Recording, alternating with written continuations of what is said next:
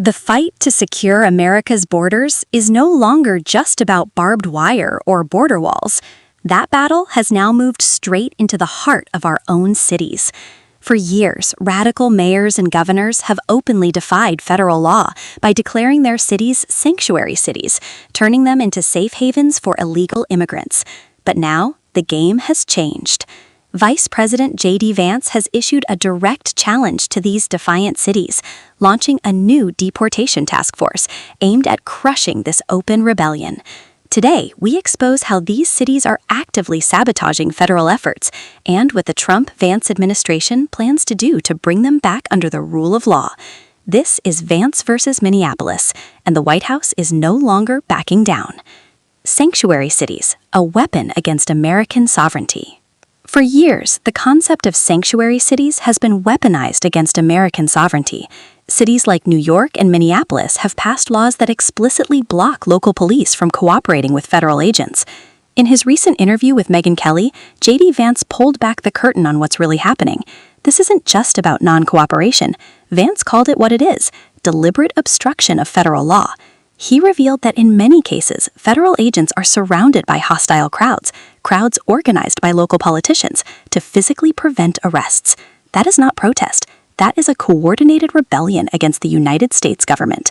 Vance made it clear, local officials are actively protecting individuals who didn't just violate immigration laws, but who have committed serious crimes inside American communities. Minneapolis, ground zero of the radical movement. Minneapolis has become a central hub of this extremist agenda. According to Vance, local leaders are ordering police departments to withhold information from federal agencies, and in some cases, to directly interfere with federal operations.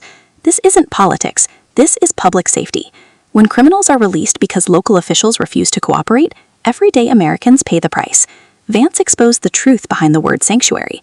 It's not a refuge for citizens. It's a shelter for criminals. He posed a chilling question. If local officials get to decide which federal laws they'll follow and which ones they'll ignore, what happens to national security? Defund and defeat. The federal government strikes back. So what is the Trump-Vance administration prepared to do? JD Vance outlined a strategy designed to shake these cities to their core. It's called defund and defeat. The most powerful weapon? Money. America's largest cities depend heavily on federal grants. Vance made it crystal clear. Federal money comes with federal responsibilities. If a city refuses to cooperate with federal agents, the White House will immediately cut off billions of dollars in funding. American taxpayers will not bankroll policies that openly violate American law. But cutting funds is only the beginning. Vance warned that if local police stand in the way of federal agents, the federal government will not stay silent. The administration plans to massively expand the presence of U.S. Marshals and other federal forces inside these defiant cities. If local police fail to control hostile crowds, federal marshals will step in, fully authorized to enforce the law. The federal government will no longer ask permission.